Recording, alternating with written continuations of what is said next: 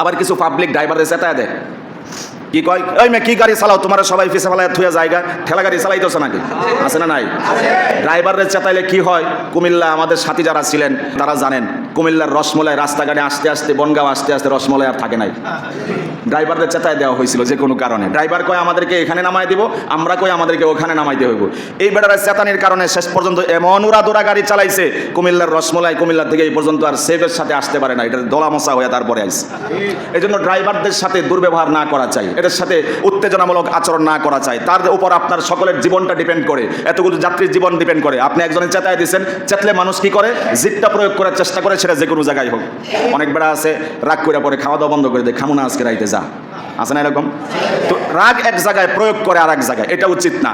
এখন আপনার সাথে ড্রাইভারের মন মালিন্য হয়েছে, বেড়া এমন আচরণ দেখাইছে, তেরায়া বেকায়া চেগায় মেগায় চালাইতেছে, যাত্রীর অবস্থা 12টা বাজতেছে, এই জন্য এটা বলার দরকার নাই, কি চালাও মেয়ে ঠেলা গাড়ির মতো চালাও।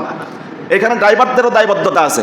হেবেটা সিগারেট খাইতে যায়, আমার মুখ দেখালি এগুলো আয়া পরে আপনারা কষ্ট পান। আচ্ছা সিগারেট বাদ দিলাম, পান খাইতে যায় মনে করেন, আর ওই যে হেল্পারের হাতে গাড়ি দিয়ে যায়, তাইলে গাড়িটা আর যাত্রীগুলো কতদিন নিরাপদ থাকবে বলেন? অবশ্যই অনিরাপদ। এই জন্য ড্রাইভার চৌকস ড্রাইভার হতে হবে এবং পরিপক্ক ড্রাইভার হতে হবে।